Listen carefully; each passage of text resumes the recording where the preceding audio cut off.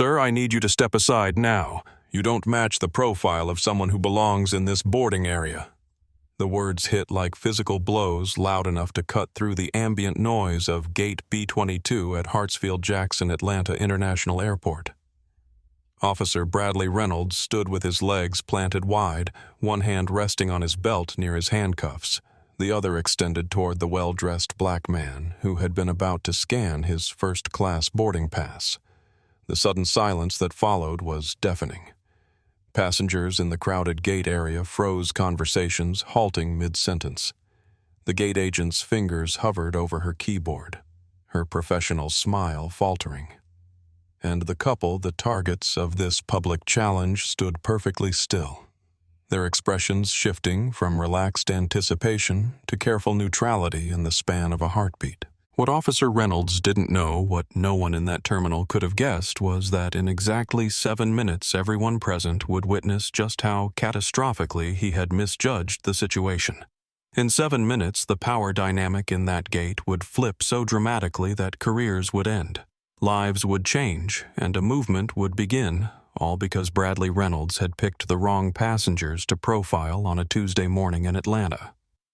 Dr. Elise Montgomery adjusted the strap of her designer handbag with steady hands that had just yesterday reconstructed the damaged aorta of a 52-year-old father of 3. At 34, she was the youngest cardiothoracic surgeon ever to lead the innovative valve replacement program at Atlanta Memorial Hospital. Her tailored navy pantsuit spoke of success without flash, her natural hair styled in a sleek professional updo. Only the slight tightening around her eyes betrayed any reaction to the officer's words. Beside her, James Montgomery stood a half-step forward, instinctively positioning himself between his wife and the officer. At 36, he carried himself with the quiet confidence of a man who navigated high-level security clearances and classified information daily. His charcoal gray suit was impeccably tailored, his burgundy tie a perfect complement to the pocket square that matched his wife's blouse. A small detail they always coordinated when traveling together, one of their many private traditions. "Is there a problem?" Officer James asked, his deep voice, measured, controlled, giving away nothing of the calculations already running behind his eyes. He didn't raise his voice. He didn't need to. They had met 12 years ago at Howard University, she in medical school, he completing his master's in cybersecurity. Their first date had been coffee that turned into dinner, that turned into a sunrise walk through the National Mall. They'd married 6 years ago in a ceremony that blended their family's traditions, his Southern Baptist roots, her Jamaican heritage. Their partnership was built on mutual ambition, shared values, and the unspoken understanding that came from similar childhoods where excellence wasn't just encouraged, but expected. James Elise murmured her voice just loud enough for her husband to hear. "It's fine. Let's just understand what the officer needs." James nodded almost imperceptibly. This wasn't their first encounter with unwarranted suspicion. They had a protocol for these moments developed over years of navigating spaces where their presence was questioned simply because of their skin color. Remain calm. Ask clarifying questions. Document everything. Preserve dignity above all. What made today different wasn't the situation, it was the stakes. Elise was due in Washington, D.C. in less than 6 hours to deliver the keynote address at the National Medical Association's annual gala. Her speech on innovative cardiac care in underserved communities represented the culmination of years of groundbreaking work. And James was carrying something in his laptop bag that couldn't be delayed, something only a handful of people in the country had clearance to transport. "I'll handle it," he whispered back, squeezing her hand once before turning his full attention to Officer Reynolds, whose impatience was growing visibly with each passing second. Neither of them showed fear. Neither of them showed anger. They'd learned long ago that in moments like these, emotions were luxuries they couldn't afford. Hartsfield-Jackson International Airport surged with humanity, a constantly shifting river of travelers flowing through its concourses. Announcements echoed overhead, competing with the hum of conversations in dozens of languages and the steady rhythm of rolling suitcases against tile floors. Gate B22 was one of many identical gates lining the concourse. The same blue chairs, the same digital displays, the same counters where gate agents processed a never-ending stream of boarding passes. The Montgomerys had navigated the morning's travel routine flawlessly until now. Their TSA pre-check status had moved them efficiently through the main security checkpoint. No bags flagged for additional screening, no random selection for the body scanner. They'd stopped for coffee at the upscale cafe near their gate, picked up the latest issues of the New England Journal of Medicine and Cybersecurity Quarterly, and arrived at Gate B22 precisely 45 minutes before their scheduled departure to Reagan National. Around them, the gate area hosted the usual diverse cross-section of travelers, a group of college students in matching university sweatshirts huddled over shared phones. A young mother tried to entertain restless twins while her partner arranged snacks for the flight. Several business travelers in various states of rumpled formality tapped away at laptops or scrolled through phones. An elderly couple shared a crossword puzzle, heads bent together in quiet collaboration. The digital display above the counter showed Delta Flight 1372 to DCA on time, first class now boarding. The gate agent, whose name tag read Carol, had just announced boarding for first class and Diamond Medallion members when Officer Reynolds had appeared seemingly from nowhere. Gate B22 was a fishbowl glass walls on 3 sides, the fourth opening to the busy concourse. There was no privacy here, no shelter from public scrutiny. Every word spoken above normal conversation volume carried to dozens of ears. Every gesture played out against the backdrop of bright fluorescent lighting and gleaming white floors. It was a stage set for public performance, and Officer Reynolds had just cast the Montgomerys in roles they never auditioned for. A small girl, perhaps 7 or 8 years old, watched wide-eyed from her seat near the window, her coloring book forgotten in her lap. Her mother, noticing her daughter's attention shift, followed her gaze to the unfolding scene and drew her child closer, whispering something in her ear. The girl's eyes remained fixed on Elise. The space between the Montgomerys and Officer Reynolds had become a vacuum, drawing the attention of everyone within sight. And in an airport, there was always someone watching. Officer Bradley Reynolds had joined airport security 22 years ago, back when the job still carried the promise of purpose after 9/11. Now, at 52, the purpose had calcified into routine, and the routine had hardened into resentment. His uniform, pressed to military precision, remained the one aspect of his life he could control completely. This morning had begun badly, and deteriorated from there. His ex-wife had called at 5 a.m. demanding the alimony payment that he was already 2 weeks late on. His supervisor, Captain Andrea Wilson, had pulled him aside to discuss community engagement metrics and passenger complaint patterns that she claimed showed concerning trends in his interaction style. His coffee had spilled in his car, leaving a stain on his uniform pants that he'd tried to wash out in the men's room sink, resulting in an even more noticeable wet patch. By the time he reached his post at Concourse B, Reynolds was a pressure cooker of frustration looking for a release valve. He scanned the crowds with eyes trained by years of experience, but also clouded by biases he'd never acknowledged even to himself. "You look like you're hunting for something specific today," remarked Officer Sophia Ramirez, 27, as she joined him for their shared patrol. The younger officer had been assigned to work with Reynolds for training, though she'd quickly realized she was learning more about what not to do than following his example. "Always am," Reynolds replied, not taking his eyes off the flow of travelers. "This job isn't about processing bodies through scanners. It's about instinct, patterns, anomalies." He tapped his temple.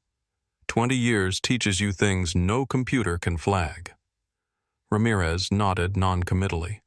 In her 6 months working with Reynolds, she'd noticed those instincts seemed remarkably consistent in who they targeted.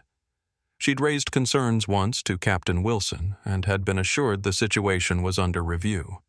That had been 3 months ago. As they passed Gate B22, Reynolds slowed. His attention had locked onto the Montgomerys standing in line for first-class boarding. He observed them for several moments, his eyes narrowing. "Those two," he muttered. "Something's off." Ramirez followed his gaze. "The couple in the navy and gray? They look fine to me, already cleared security." Reynolds snorted. "That's the problem with your generation. You see a nice suit and fancy shoes and think everything's fine." He squared his shoulders. "Watch and learn. Security doesn't end at the checkpoint." "What exactly are you seeing that concerns you?" Ramirez pressed, uncomfortable with what appeared to be another baseless stop. "Look at them," Reynolds said, as if the evidence was obvious. "First-class designer luggage way they carry themselves like they own the place." His jaw tightened. "And they're tense. Watch his eyes scanning everything. Watch how he keeps touching that laptop bag. Classic signs of nervousness." What Reynolds didn't say, what he perhaps didn't even consciously acknowledge to himself, was how much the couple's evident success rankled him. Their easy confidence, their matched outfits, their obvious wealth and status, all of it a stark contrast to his own diminished circumstances. The mortgage on his suburban ranch house was underwater. His credit cards were maxed out. His son hadn't spoken to him in 3 years. "I'm going to do a spot check," Reynolds decided, already moving toward the gate. "Brad, wait." Ramirez started, but he was already gone, propelled by 22 years of accumulated frustrations and a badge that gave them teeth. "Sir, I need you to step aside now. You don't match the profile of someone who belongs in this boarding area." Officer Reynolds planted himself directly in the Montgomery's path, his voice carrying clearly across the gate area. The line behind them came to an abrupt halt. Carol, the gate agent, froze with her hand extended for their boarding passes, confusion evident on her face. "Excuse me." James Montgomery kept his tone neutral, though his posture straightened almost imperceptibly. "You heard me?" Reynolds gestured to the side away from the boarding lane. "Both of you step over here for additional screening." "We've already completed security screening," Officer Elise said calmly. "We're just boarding our flight. Security is ongoing throughout the airport, ma'am. It doesn't end at the checkpoint."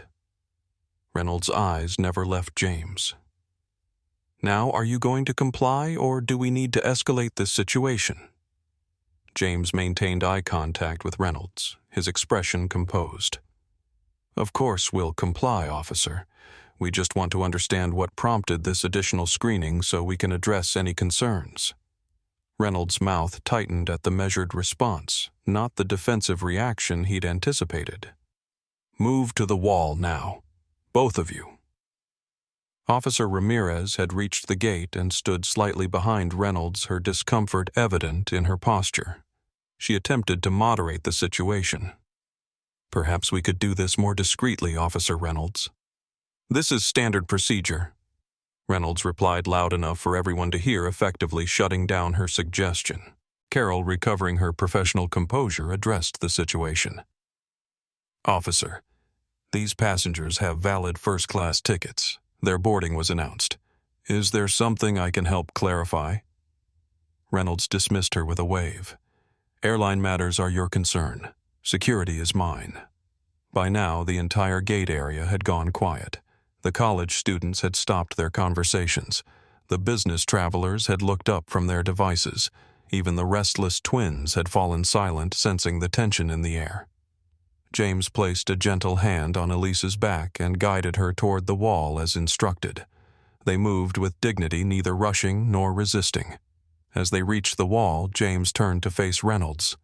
"We're cooperating fully, officer. How can we help resolve whatever concern you have?" The reasonable tone seemed to irritate Reynolds further. He stepped closer, invading James's personal space. "I'll ask the questions. You'll provide answers. That's how this works." From the crowd, a middle-aged woman in a business suit caught Elise's eye and mouthed, "I'm recording."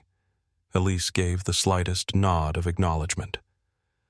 "First, I need to see boarding passes and ID. Now."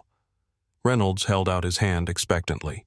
James reached slowly into his jacket pocket and produced 2 boarding passes and their driver's licenses, handling them to Reynolds with steady hands. Reynolds examined the documents with exaggerated scrutiny, holding them up to the light as if checking for forgeries. First class to D.C., he read aloud, his tone suggesting inherent suspicion. "Quite expensive tickets." "Yes, they are," James replied simply. "And what business do you have in Washington?" Reynolds demanded. "I'm delivering a keynote address at a medical conference," Elise answered professionally. "My husband is accompanying me." Reynolds looked at her for the first time, his gaze assessing and dismissive. "Medical conference. And what would your role be at something like that?" The implication was clear, and the audience at the gate collectively tensed. Elise's expression remained unchanged. "I'm the keynote speaker. I'm a cardiothoracic surgeon at Atlanta Memorial." Reynolds raised his eyebrows, making his disbelief obvious. "Right. And you?" He turned back to James. "What do you do that lets you afford first-class tickets?" "I work in cybersecurity," James answered, providing no additional details. The vagueness clearly frustrated Reynolds. "That's not an answer. What company? What position?" James maintained his composure. "I'm a senior security consultant with government contracts. Some details of my work are classified," Reynolds snorted. "Classified, of course." He handed the IDs back roughly. "Well, Dr. Montgomery and Mr. Classified, you've been selected for additional screening. This won't take long if you cooperate fully." The humiliation was deliberate, the skepticism in his voice unmistakable. Yet neither James nor Elise reacted to the provocation. They stood side by side, facing Reynolds with the same composed dignity they'd maintained from the start. The confrontation had now attracted attention beyond the gate area. Travelers passing by slowed to watch. Airport staff exchanged concerned glances, and Officer Ramirez, standing behind her partner, looked increasingly troubled by what was unfolding. Against the wall, hands visible, Reynolds ordered, gesturing to the bare stretch of wall beside the gate counter. The command, delivered in the same tone one might use for criminal suspects, drew audible murmurs from the crowd. James and Elise complied, moving to the indicated spot with deliberate calm. The position placed them in full view of everyone at Gate B-22, exposed on display, their private business transformed into public spectacle. Officer James began, his voice still measured. "Perhaps you could tell us what specifically prompted this additional screening. We have a flight to catch, and my wife has professional obligations in D.C. "You don't set the timeline here," Reynolds snapped. "And if you're innocent, you have nothing to worry about, right?" He turned to Ramirez. "Watch them while I run these IDs." Ramirez stepped forward, her discomfort evident, but her professionalism intact. "Sir, ma'am, this shouldn't take long," she said quietly, a subtle apology in her tone. Reynolds moved a few feet away, speaking into his radio. The Montgomerys could hear fragments running verification.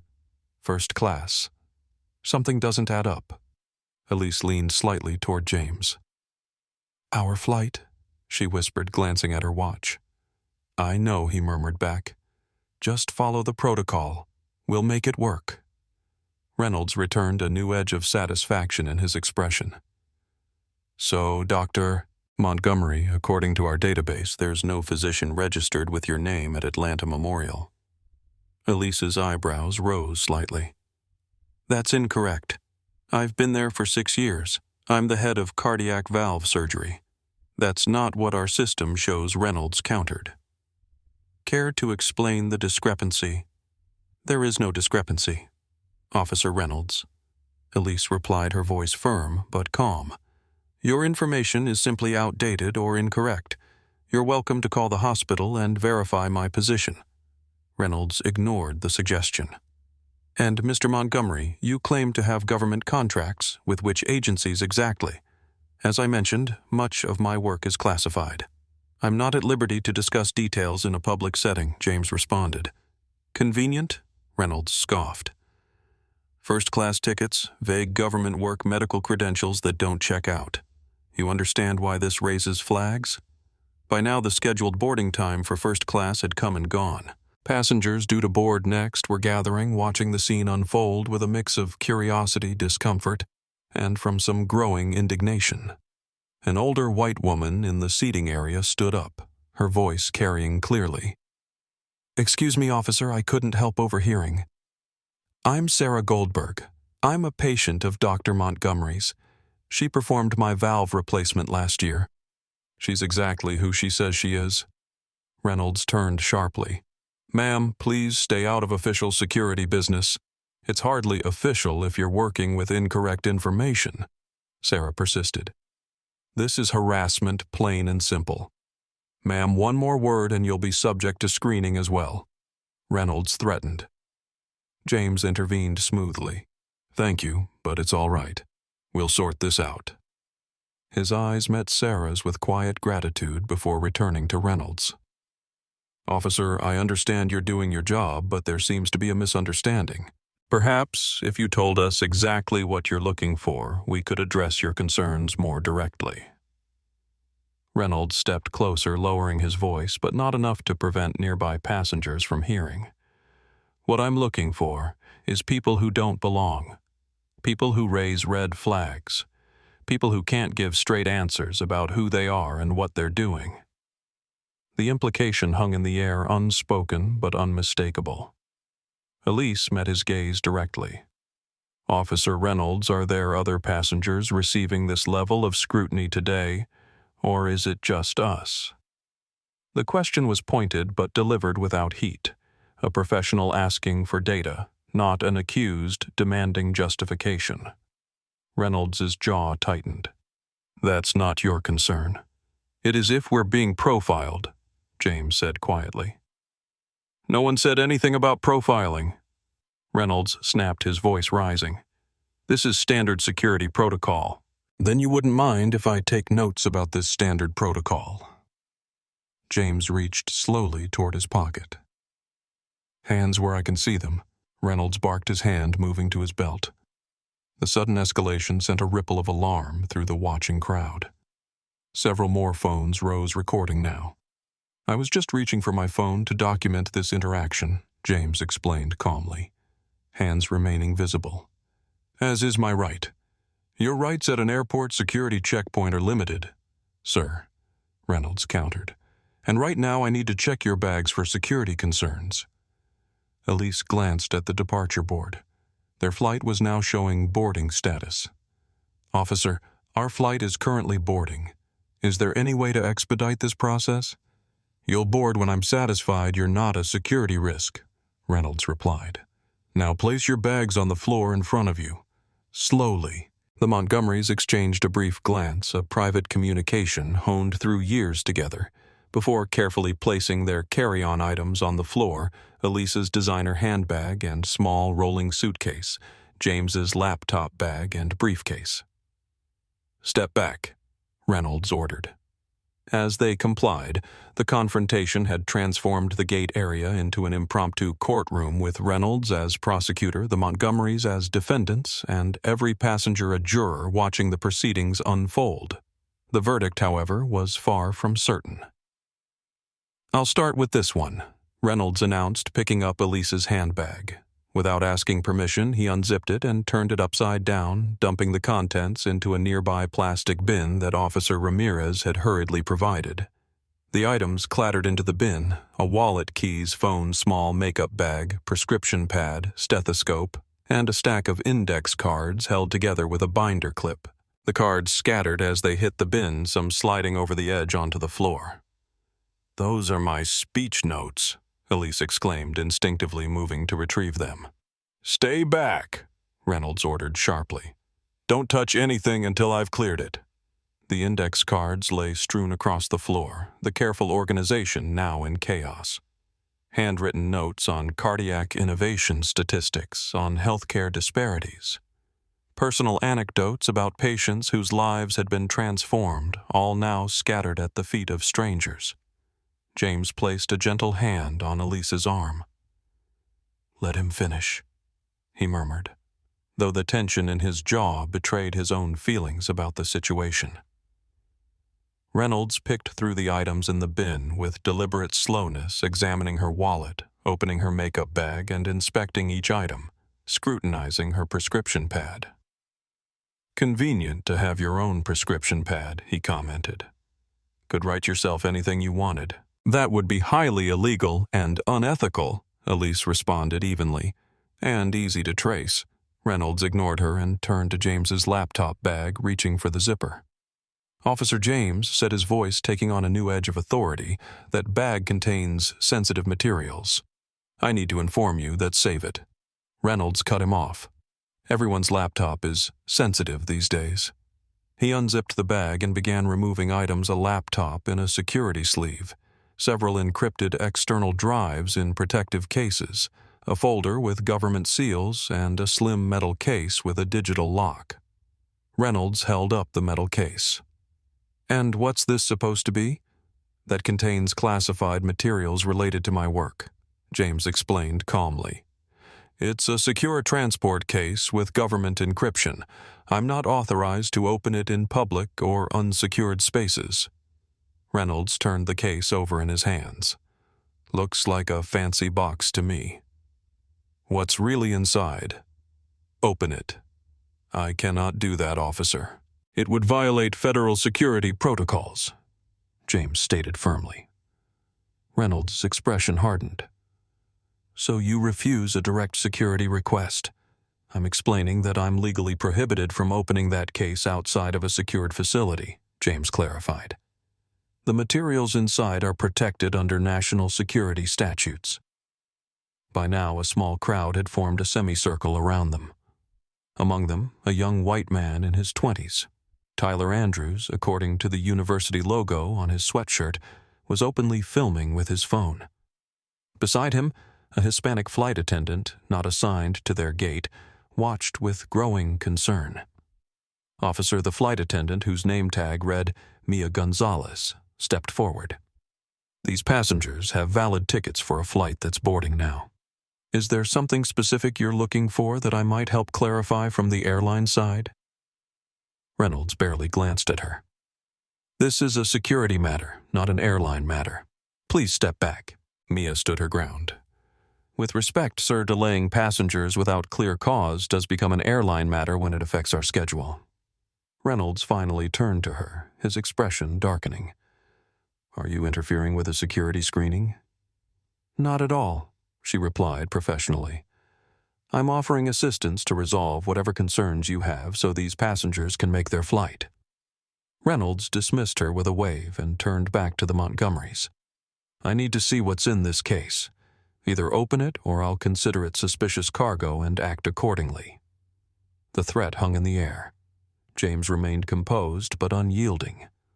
"Officer Reynolds, that case contains materials classified at levels that require specific security clearance to access. Opening it here would constitute a federal offense." "Convenient excuse," Reynolds scoffed. He set the case down roughly and continued rummaging through the laptop bag. "And what about this?" He held up the folder with government seals. "More classified materials." "Yes," James confirmed. "Those documents relate to the Treasury Department's financial security infrastructure. Again, not for public viewing." Reynolds flipped the folder over in his hands, clearly tempted to open it despite the warnings. The crowd held its collective breath. Tyler Andrews, still filming, spoke up. "Just so you know, officer, this video has over 200 viewers right now on my live stream. People are asking why these passengers are being singled out when everyone else is boarding normally." Reynolds' head snapped toward him. "Put that phone away. Recording security procedures is prohibited." "Actually," Tyler countered, "TSA's own website states that filming is allowed as long as it doesn't interfere with screening procedures or capture monitor screens. I'm well within my rights." Reynolds' face flushed with anger. The situation was slipping from his control, and he knew it. He turned back to the Montgomerys, his decision made. "Mr. Montgomery, based on your refusal to comply with security directives and the suspicious nature of your belongings, I'm going to need to detain you for further questioning." He reached for his handcuffs. "Put your hands behind your back." The moment had arrived, the line crossed from questioning to detention. And still, James Montgomery maintained his composure, though his eyes now held a different quality, not fear but a kind of certainty, as if a prediction had been confirmed. Officer Reynolds James said, his voice clear and steady. "Before you proceed, I want to state for the record and for all these witnesses that you are making a serious error in judgment that will have significant consequences." Reynolds smiled thinly. "Is that a threat, sir?" "No," James replied calmly. "It's simply a statement of fact." As Reynolds reached for his handcuffs, the gate area erupted in a wave of reactions. The artificial politeness that had kept most passengers silent cracked under the weight of what they were witnessing. Sarah Goldberg, the older woman who had identified herself as Elise's patient, rose to her feet again. "This is absolutely outrageous. They've done nothing wrong, ma'am. Step back or you'll be next." Reynolds threatened without looking at her. "Go ahead," Sarah challenged, her voice shaking but determined. "I'm 62 years old. I survived open-heart surgery, and I'm not afraid of a bully with a badge. Arrest me too. Let's see how that plays on the news tonight." Tyler Andrews had positioned himself for a better angle with his phone. "We're at 500 viewers now," he announced, "and people are tagging the airport and TSA in the comments." Nearby, Richard Palmer, a 45-year-old white businessman in a rumpled suit, had been watching uncomfortably from behind his laptop. Unlike others, he hadn't spoken up or taken out his phone. Now, catching James's eye briefly, he looked away, his expression troubled but his silence maintained. He closed his laptop, gathered his things, and moved to a seat farther from the unfolding scene. In contrast, a group of college students had all taken out their phones, creating a wall of recording devices aimed at the confrontation. Their earlier cheerful chatter had transformed into murmured commentary on what they were witnessing. "They're just trying to get on a plane," one whispered. "This is messed up," another responded. "My dad's a lawyer," a third said. "This is textbook profiling." The young mother with twins had positioned herself between her children and the scene, but she was watching intently, her expression a complex mixture of discomfort and recognition. Her partner had taken out a phone and was typing rapidly, sending messages, not recording. Officer Ramirez had moved slightly apart from Reynolds, her body language conveying her growing discomfort with the situation. She caught Mia Gonzalez's eye, and something passed between them, a silent acknowledgement that this had gone too far. Carol, the gate agent, was speaking urgently into her phone, her expression professional but concerned. "Yes, sir, we have a situation at Gate B22. Security is detaining first-class passengers without clear cause. Yes, sir, it's delaying boarding." "No, I don't know the specific concern." Through it all, Elise Montgomery stood straight-backed and dignified, her eyes never leaving her husband. Her medical training had taught her how to remain calm in crisis, how to assess situations without emotion clouding judgment. Now she was cataloging every detail of what was happening, every word, every action, every witness. A young black girl, perhaps 8 years old, tugged at her father's sleeve and whispered something. He bent down to listen, then shook his head slightly. "Not now, baby," he murmured. But his eyes remained fixed on the scene, watchful and wary. The girl continued to stare at Elise, something like recognition in her young face. The atmosphere had transformed from the usual airport indifference to collective witness. Some watched with outrage, others with discomfort, some with resigned familiarity, but all were watching. And in an age where every phone was a broadcast studio, many were ensuring this moment would exist beyond the confines of Gate B22.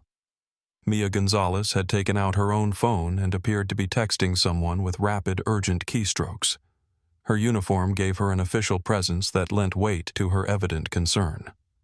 "Officer," she tried again. "The flight is now boarding all passengers. If you need to continue this investigation, perhaps we could find a more appropriate location. We have a private room near the gate."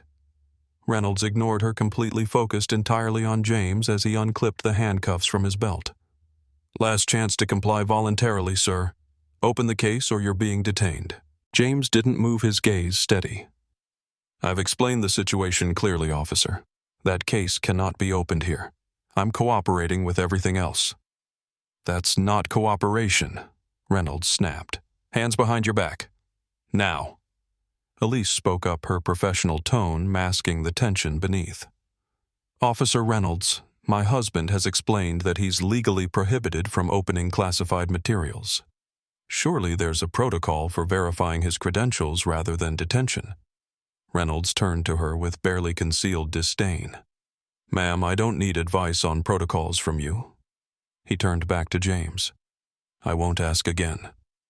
The invisible line had been crossed. What had begun as questionable additional screening had transformed into something else entirely, a public power struggle where authority was being wielded not to protect, but to dominate. And everyone present knew it. Tyler Andrews' voice cut through the tension. "Just so everyone watching knows, I've forwarded this live stream to 3 news stations and the ACLU. Officer Reynolds, badge number 4728, is now threatening to detain a passenger who has identified himself as carrying classified government materials." The young man's broadcast created a new dimension to the confrontation, no longer confined to this gate this moment, but expanding outward into a wider public consciousness. The witnesses were no longer just those physically present, but potentially thousands more watching events unfold in real time. And somewhere in the distance, though, no one at Gate B22 yet realized it. 2 figures in dark suits were already moving purposefully through the terminal toward them. "Turn around. Hands behind your back." Officer Reynolds' voice had taken on a new edge of finality. The moment had arrived when questioning became detention, when suspicion became accusation. James Montgomery looked at his wife, a world of communication passing between them in a single glance.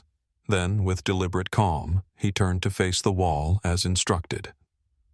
"Officer Reynolds," he said, his voice clear enough to carry to the watching crowd, "I want to state again for the record that I am complying under protest. I have identified myself, truthfully explained the nature of the materials I'm carrying, and have not resisted in any way.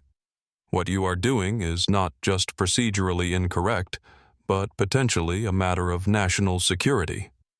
Reynolds snorted as he moved forward with the handcuffs.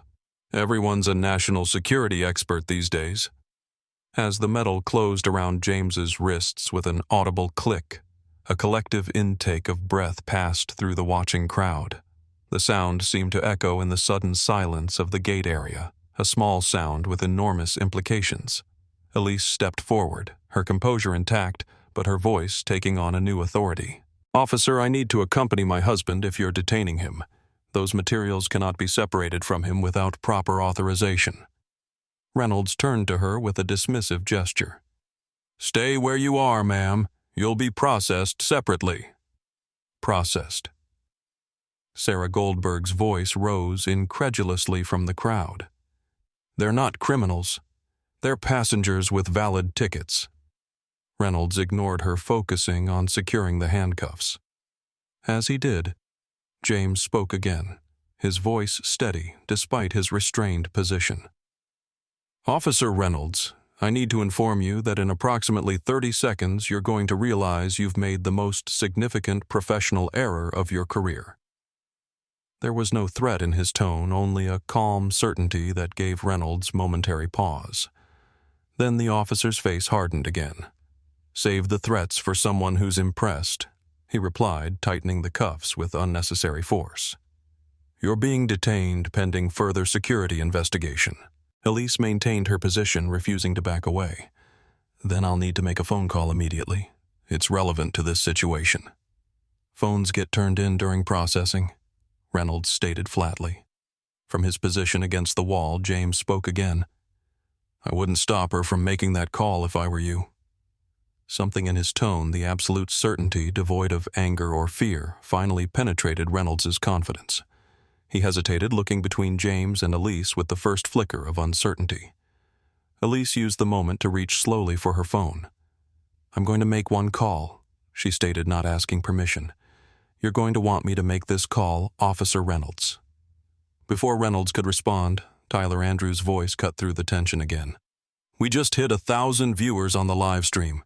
Airport management has been tagged repeatedly. There's a lawyer in the comments offering to represent you two pro bono." The public nature of the confrontation had transformed it from a simple security stop to something much larger, a documented incident unfolding under the scrutiny of hundreds of eyes, both present and virtual. And Reynolds was beginning to realize the spotlight he'd stepped into. Officer Ramirez finally intervened, moving closer to her partner. "Reynolds, maybe we should verify his credentials before processing them." "If he really does have clearance, I know how to do my job," Reynolds snapped, but the edge of doubt had entered his voice. With James still handcuffed against the wall and Elise standing her ground beside her scattered belongings, the confrontation had reached its peak. The power dynamic that Reynolds had established through his badge and authority was beginning to shift, eroded by the presence of witnesses, the documentation of cameras, and the unshakable composure of the Montgomerys themselves. Elise held up her phone. "I'm calling a number that will verify my husband's identity and the nature of the materials he's carrying. I suggest you allow me to do this for your own sake." Reynolds hesitated, caught between doubling down on his actions and the growing sense that he might be overstepping. Before he could decide, the terminal doors at the far end of the gate area slid open, and two figures in impeccable dark suits entered with purposeful steps. The handcuffs that had seemed so final moments before were about to become evidence of a mistake that couldn't be undone. The terminal doors opened with a soft hydraulic hiss. Through them walked two figures who immediately commanded attention without raising their voices or quickening their steps.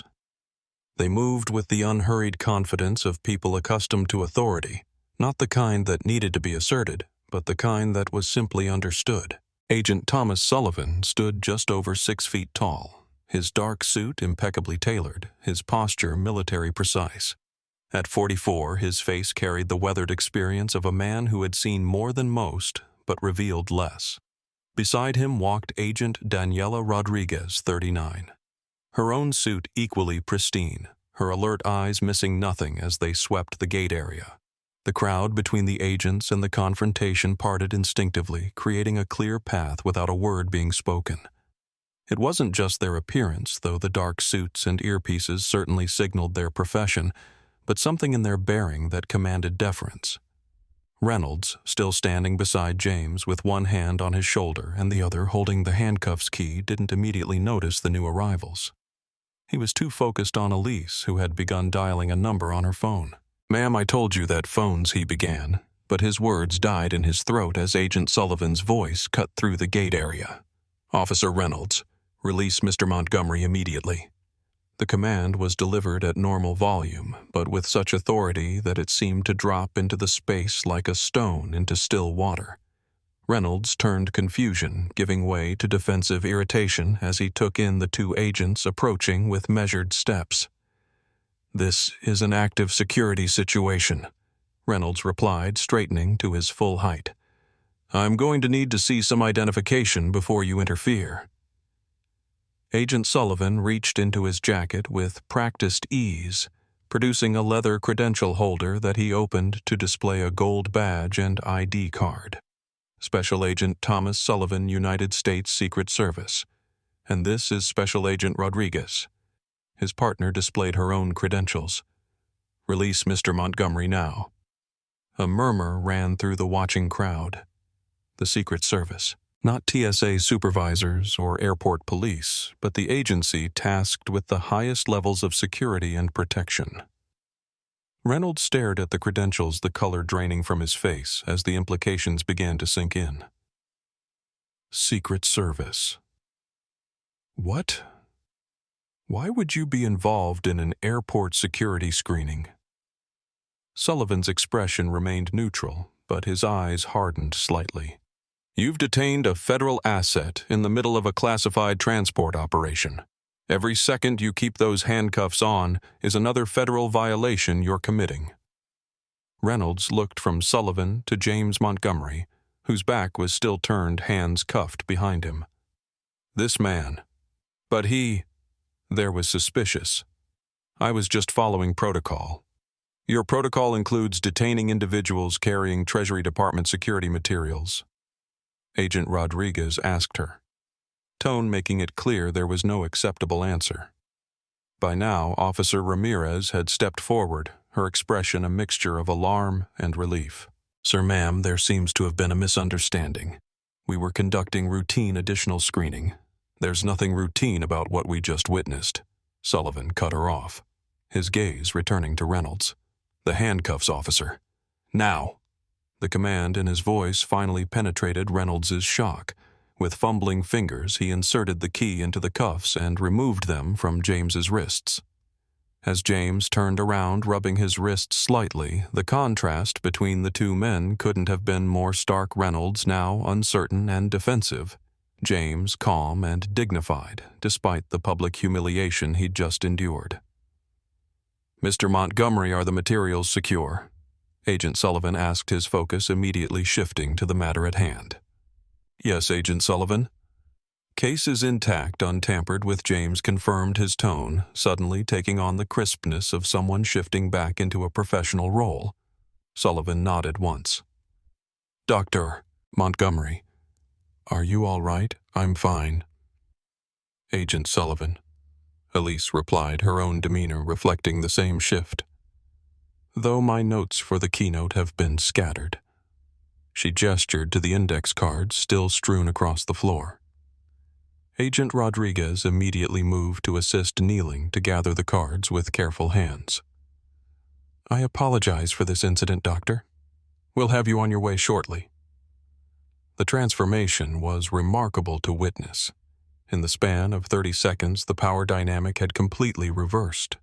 Reynolds, who had been the authority figure exercising control over the situation, now stood uncertainly to the side while the Montgomerys engaged with the Secret Service agents as respected colleagues.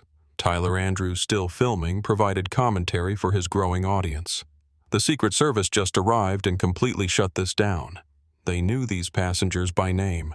This officer just handcuffed someone with government clearance. The crowd at the gate had grown larger as the confrontation attracted more attention.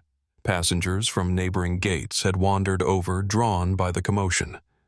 Now they watched in fascination as the scene transformed from a security incident into something that appeared to involve national interests. Sullivan turned his attention back to Reynolds, his expression cooling. Officer Reynolds, we'll need your badge number, supervisor information, and a full statement regarding your actions today. Agent Rodriguez will take your details. I was just doing my job. Reynolds stammered, the bluster that had characterized his earlier behavior now completely evaporated. They were acting suspicious. The laptop bag, the locked case protocol says, your protocols do not supersede federal security clearances, Sullivan stated flatly. And they certainly don't justify detaining individuals without cause. The terminal doors opened again, and a woman in a TSA supervisory uniform strode purposefully toward the group, her expression grave. Captain Andrea Wilson had arrived, summoned by the multiple alerts about the situation at Gate B-22. The stage was now set for the full consequences of Reynolds's actions to unfold. What exactly is happening here? Captain Andrea Wilson demanded as she approached, her gaze moving between Reynolds, the Secret Service agents, and the Montgomerys. Her voice carried the authority of someone used to managing crises, but also the controlled concern of a supervisor facing a potentially serious incident. Agent Sullivan turned to her, assessing her role immediately. Captain Wilson, I presume I'm Special Agent Sullivan, Secret Service. Your officer here, he nodded toward Reynolds, has just compromised a federal security operation by detaining a cleared individual transporting classified Treasury Department materials. Wilson's eyes widened slightly before her professional mask returned. I see. And these are the individuals in question. She glanced at the Montgomerys, who were now collecting their scattered belongings with Rodriguez's assistance. Yes. Mr. James Montgomery is a Level 8 security consultant currently transporting encryption protocols for the Federal Reserve's new financial security system. Dr. Elise Montgomery is a cardiothoracic surgeon en route to deliver the keynote address at the National Medical Association's annual gala in D.C. Sullivan's tone made it clear that these facts should never have been in question. The revelation sent a ripple through the watching crowd. The passengers who had witnessed Reynolds' treatment of the couple now understood the magnitude of his error. Tyler Andrews, still live streaming, whistled softly as he narrated for his viewers. So this officer just handcuffed a guy carrying top-secret financial security stuff and harassed a keynote-speaking surgeon. This is wild. Wilson turned to Reynolds, her expression hardening. Officer Reynolds, explanation. Now. Reynolds had lost all his earlier confidence, his posture deflated. There were suspicious indicators. The man was protective of his bag they were evasive about. Evasive James interrupted, speaking for the first time since being uncuffed. His voice remained calm, but carried a new edge of authority. I explicitly told you I was carrying classified materials that couldn't be opened in public. I identified myself correctly. I explained my role. You chose not to believe me. The database showed no record of Reynolds began. Because those records are classified, Agent Rodriguez cut in, having finished helping Elise collect her notes. Mr. Montgomery's security details don't appear in standard law enforcement databases precisely because of the sensitive nature of his work. Wilson closed her eyes, briefly processing the implications. When she opened them, her focus was entirely on damage control. Mr. and Dr. Montgomery, on behalf of the airport security team, I offer my sincere apologies for this inexcusable incident. Rest assured that appropriate actions will be taken. Elise, now standing with her belongings reorganized, addressed Wilson directly. Captain, I appreciate that. But this wasn't just an inconvenience or a misunderstanding. My husband was publicly handcuffed. Our belongings were searched and scattered. We were treated like criminals in front of hundreds of witnesses. She gestured to the crowd and the many phones still recording the scene. And I have to wonder if our appearance played a role in Officer Reynolds' assessment of us as suspicious. The implication hung in the air, unmistakable but unstated directly. Wilson didn't deny it. Your concerns are valid, Dr. Montgomery. I assure you this will be thoroughly investigated. Agent Sullivan checked his watch. Captain Wilson, we need to get the Montgomerys on their flight immediately. This material is time-sensitive, and Dr. Montgomery has professional obligations in D.C. I trust you can handle your officer while we complete this transport. Of course. Wilson nodded, then turned to address the gate agent. Carol, please expedite boarding for Mr. and Dr. Montgomery. Carol, who had been watching the unfolding scene with increasing alarm, quickly moved to the boarding computer. Yes, ma'am. Right away. Reynolds stood to the side, his face ashen as the full consequences of his actions began to dawn on him. This wasn't a simple case of overzealous screening that would result in a reprimand. He had interfered with federal agents. He had detained someone with high-level security clearance. He had potentially compromised classified materials. And he had done it all in front of hundreds of witnesses with recording devices. Officer Reynolds Wilson said, her voice tight with controlled anger. Surrender your badge and radio. You're relieved of duty, effective immediately, pending full investigation. Reynolds stared at her in disbelief. Andrea, Captain, you can't just... That's not a request, Officer Wilson stated firmly. Badge and radio. Now.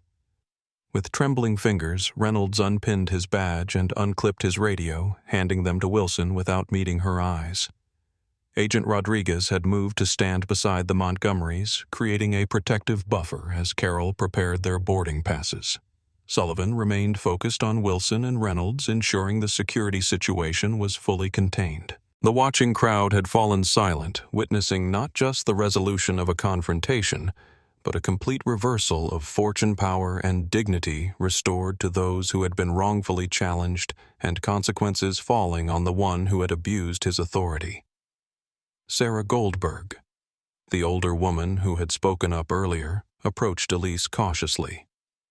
Dr. Montgomery, I just wanted to say, I'm sorry this happened to you both. and I'm still grateful every day for what you did for my heart." Elise's professional composure softened slightly. "Thank you, Sarah. It's good to see you doing so well." She glanced at her watch. "I should be back in clinic next Tuesday if you need anything." The simple exchange doctor and patient, a normal professional interaction, stood in stark contrast to the humiliating treatment she had endured minutes earlier. It highlighted the absurdity of Reynolds' suspicions and the baselessness of his actions. As the Montgomerys prepared to finally board their flight, the impact of what had occurred at Gate B-22 was already rippling outward beyond the immediate participants to the witnesses, both present and virtual, who had seen power abused and then corrected in real time. "Mr. and Dr. Montgomery, your boarding passes are ready," Carol announced, her professional demeanor restored, but her hands still slightly shaky from the tension of the past half hour. "We've upgraded you to our premium first-class section and arranged priority handling at your destination." James accepted the new boarding passes with a nod of thanks. "I appreciate that, Carol. Though I should note that none of this was the airline's fault." Agent Sullivan moved beside them, keeping his voice low. "We'll escort you to your seats to ensure no further interruptions. Once you're settled, I'll need to verify the integrity of the case." Elise gathered her reorganized belongings, the scattered index cards now back in order, thanks to Agent Rodriguez's help. "What about our checked luggage?" "After this incident, I'm concerned about tampering." "Already addressed," Rodriguez assured her. "We've confirmed your bags were loaded normally and haven't been flagged or separated."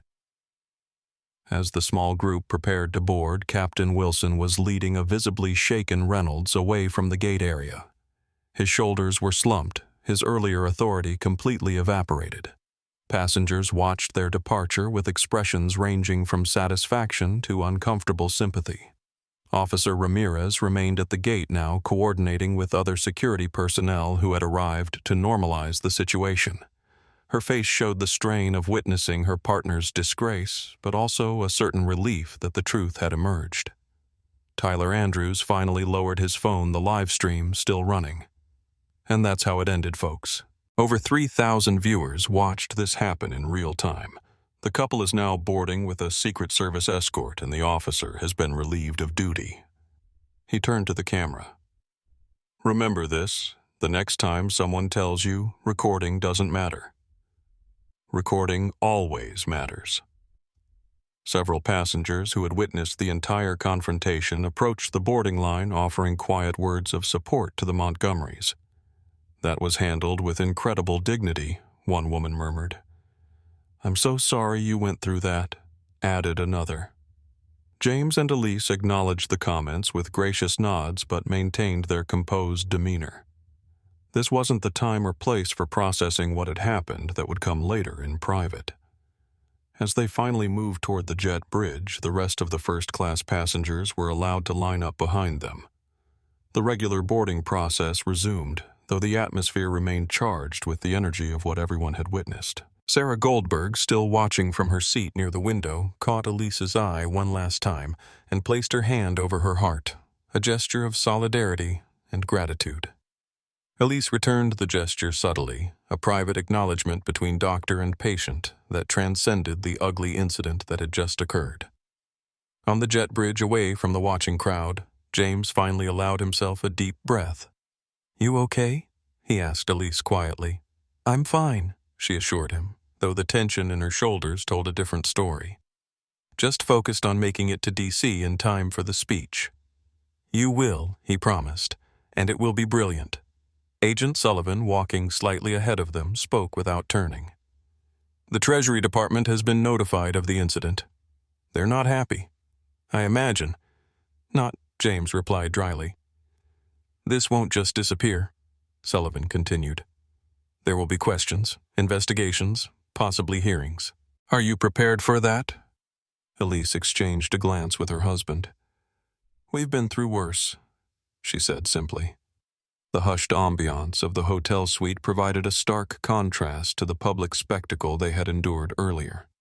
Elise sat at the desk, making final adjustments to her keynote speech, while James stood by the window overlooking the Washington Monument, his phone pressed to his ear. "Yes, sir." The materials were delivered intact. "No compromise to the encryption keys. Yes, I understand the concerns about the security protocols at Hartsfield-Jackson." James listened intently, his free hand absently rubbing his wrist where the handcuffs had been. The Secret Service team was responsive once alerted. The issue was with the initial security screening. "Yes, sir. I'll be available for the full debriefing tomorrow." Elise watched her husband as he concluded the call, noting the tension in his shoulders that hadn't fully dissipated since Atlanta. When he finally set the phone down, she asked the question that had been on her mind during their entire flight. "How are you really doing?" James turned from the window, his professional mask slipping just enough to reveal the emotional toll underneath. "I'm processing." "You the same." She set her pen down beside the index cards. "I keep thinking about what would have happened if you weren't carrying that case, if you didn't have that clearance, if the Secret Service hadn't been tracking the materials."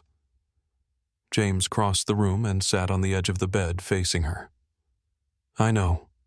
That's what keeps circling in my mind, too. 7 minutes, James. For 7 minutes we were completely at his mercy. And the only reason it ended was because of what you were carrying, not because of who we are, not because what he was doing was wrong, but because you had government property that needed protection." The reality of it settled between them, the uncomfortable truth that their rescue had come not from justice, but from circumstance.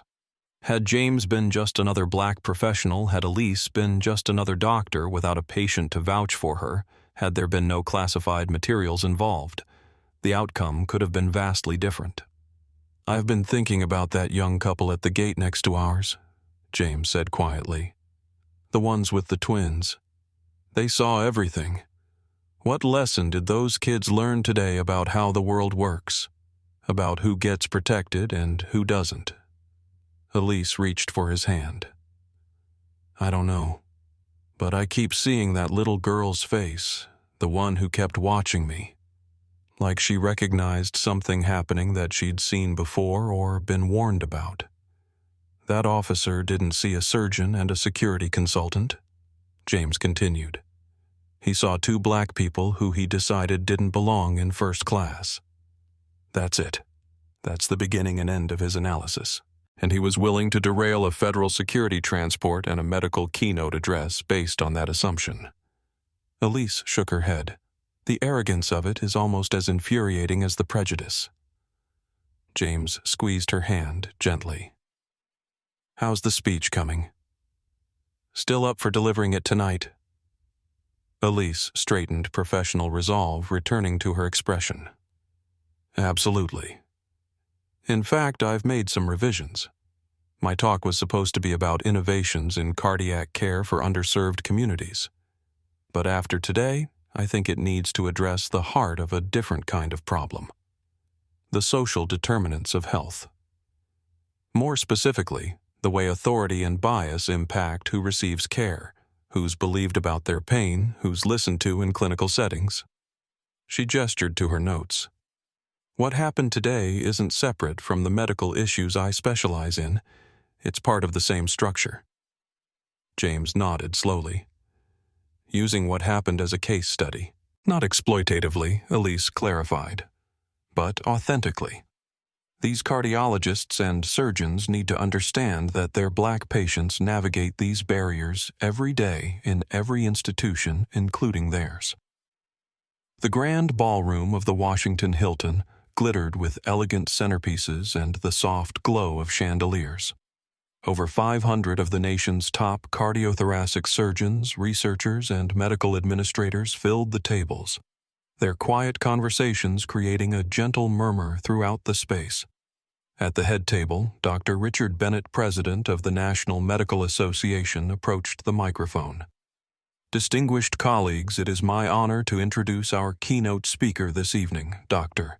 Elise Montgomery is the youngest head of valve replacement surgery at Atlanta Memorial Hospital, pioneering minimally invasive techniques that have reduced recovery times by 40% and made these life-saving procedures accessible to patients previously considered too high risk for intervention.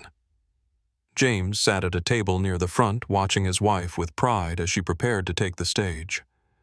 Despite the day's events, or perhaps because of them, she radiated a particular intensity tonight, a focused energy that seemed to draw all eyes to her even before she rose from her seat. What many of you may not know, Bennett continued, is that Dr. Montgomery is also the founder of the Cardiac Care Initiative, which has established 5 clinics in underserved communities across Georgia, providing preventative cardiology services to populations with historically limited access to specialized care. Please join me in welcoming Dr. Elise Montgomery. The applause was warm and genuine as Elise ascended the steps to the podium. In her burgundy gown, with her hair styled elegantly and her posture impeccable, she embodied professional excellence. Only James, who knew her so well, could see the subtle signs of the day's strain, a slight tightness around her eyes, a barely perceptible tension in her shoulders. "Thank you, Dr. Bennett, and good evening, colleagues." Her voice was clear and strong, carrying easily through the ballroom. "I had planned to speak to you tonight about the technical innovations in valve replacement that my team has developed over the past 3 years. I had statistics prepared, case studies selected, and some truly remarkable patient outcomes to share." She paused, surveying the room of medical professionals who waited expectantly for insights into her groundbreaking surgical techniques. But something happened today that has compelled me to address a different, though related topic. A topic that I believe is just as crucial to the health outcomes of our patients as any surgical innovation or pharmaceutical development. A subtle shift in the atmosphere of the ballroom, a heightened attention, a collective leaning forward. This morning, while attempting to board a flight to be here with you tonight, my husband and I were stopped at the gate, publicly detained, and subjected to humiliating treatment by an airport security officer who decided, based solely on our appearance, that we didn't belong in the first-class line. Murmurs rippled through the audience. Some had already seen the viral video, others were hearing about the incident for the first time. My husband was handcuffed. My personal belongings were dumped out for public inspection. My medical credentials were questioned and dismissed, and the only reason this situation was resolved was because my husband happened to be transporting classified materials for the Treasury Department, which brought Secret Service intervention. She let the gravity of that sink in before continuing. I share this not for sympathy, but because this experience crystallized something I've observed throughout my medical career. Systems are only as good as their ability to serve everyone equally, and too often they fail at that fundamental task. Elise moved from behind the podium, choosing to stand at the edge of the stage for a more direct connection with her audience. As cardiac surgeons, we operate on the physical heart. We replace valves, repair chambers, clear blockages. But there's another kind of heart we must attend to, the heart of our healthcare system itself. And that system suffers from blockages every bit as dangerous as coronary artery disease. Her gaze swept across the room, making eye contact with colleagues from institutions across the country. When a black patient describes chest pain but is sent home with anxiety medication, while a white patient with identical symptoms gets an immediate ECG, that's a blockage in the system. When diverse candidates aren't recruited for clinical trials despite the known variances in treatment responses across different genetic backgrounds, that's a blockage in the system. When medical schools continue to teach that black patients have higher pain thresholds, perpetuating a myth born in the darkest chapters of medical history, that's a blockage in the system. The ballroom had fallen completely silent, every eye fixed on Elise as she connected her personal experience to the broader issues facing their profession. What happened to me today at the airport isn't separate from what happens in our hospitals. It's part of the same continuum where certain people are presumed not to belong in certain spaces, whether that's a first-class cabin or a cardiac care unit. She returned to the podium and lifted a small metal object, a stethoscope. This instrument allows us to hear what's happening beneath the surface. Tonight, I'm asking all of you to use your metaphorical stethoscopes to listen deeply to what's happening in your institutions, your practices, your operating rooms, to hear the murmurs of inequality that might otherwise go undiagnosed. The evening sun cast long shadows through the windows of the Montgomery-Sullivan Initiative's executive office as James and Elise sat together reviewing the day's developments. On the table between them lay the final draft of their annual impact report, a comprehensive document detailing the organization's work over the past 2 years and its vision for the future. "I still can't quite believe how far this has come," Elise said, turning the pages that documented thousands of cases, supported dozens of policies reformed, and measurable improvements in transportation equity metrics across the country. James nodded, his expression reflective. "From 7 minutes at a gate to all of this. It's not the path either of us would have chosen, but I can't argue with where it led." The office around them bore witness to that journey. Awards from civil rights organizations lined one wall, while another displayed framed letters from travelers whose experiences had been transformed by the initiative's work.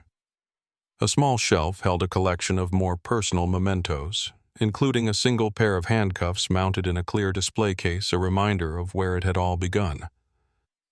"I was thinking about Reynolds today," Elise admitted. "His parole hearing is next month." James looked up, surprised. "Are you planning to attend?" She shook her head. "No, but I've been reflecting on what his actions set in motion. He thought he was stopping us from boarding a plane. What he really did was launch a movement."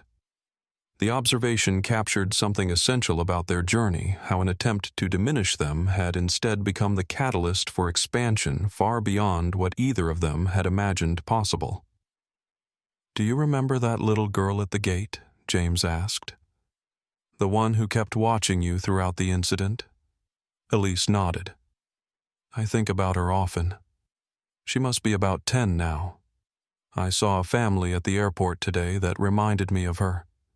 A young black girl, maybe 9 or 10, walking through the first-class line with her parents. No one questioned them. No one gave them a second look. They just moved through the space like they belonged there, which of course they did." The observation hung between them, a small moment representing a larger shift. Not a complete transformation of society or an end to the biases that had shaped their experience, but a measurable change in one specific context where their work had made a difference. "That's what this has always been about," Elise said softly. "Not just responding to what happened to us, but ensuring it happens less often to others." James reached for her hand across the table. "We still have so much work to do." "We do," she agreed. "But we're not doing it alone anymore." That was perhaps the most significant development of the past 2 years, the way their individual response to injustice had expanded into a collective movement involving thousands of travelers, hundreds of volunteers, dozens of partner organizations, and a growing cohort of institutional allies within the very systems they had once confronted.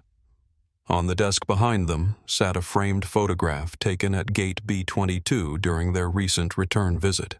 Unlike the image from 2 years earlier that captured their humiliation, this one showed them standing tall in the same space surrounded by the airport's new civil rights compliance team, a visual representation of how the site of their ordeal had been transformed into a place of progress. "We should head home," Elise said, checking her watch. "Early surgery tomorrow."